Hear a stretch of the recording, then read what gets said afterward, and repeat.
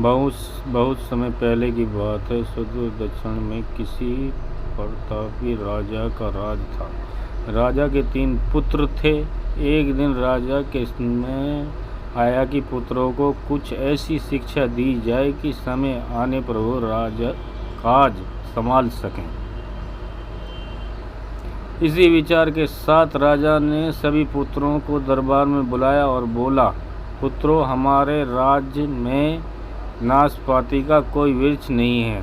मैं चाहता हूँ तुम सब 4-4 महीने के लिए अंतर पर इस वृक्ष की तलाश में जाओ और पता लगाओ कि वो कैसा होता है।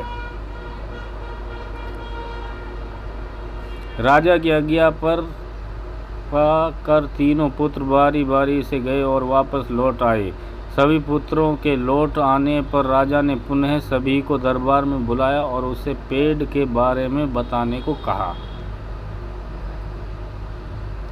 पहला पुत्र बोला, पिताजी, वो पेड़ तो बिल्कुल टेढ़ा मेढ़ा और सूखा हुआ था। नहीं, वो तो बिल्कुल हरा भरा था, लेकिन शायद उसमें कुछ कमी थी, क्योंकि उस पर एक भी फल नहीं लगा था। दूसरे पुत्र ने पहले को बीच में ही रोकते हुए कहा। फिर तीसरा पुत्र बोला, भैया, लगता है आप भी कोई गलत पेड़ देख आए हो, क्योंकि मैंने सचमुच नाशपाती का पेड़ देखा।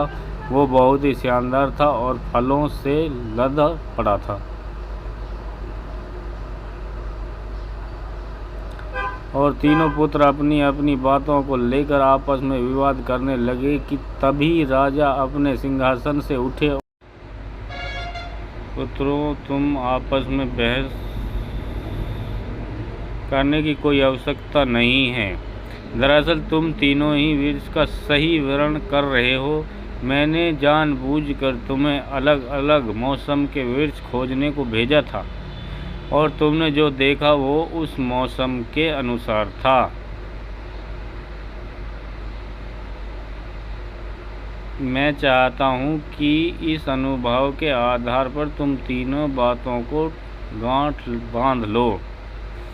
पहली, किसी चीज़ के बारे में सही और पुनः जानकारी चाहिए तो तुम्हें उसे लंबे समय तक देखना परखना चाहिए, फिर चाहे वो कोई विषय को वस्तु हो या फिर कोई व्यक्ति क्यों न हो।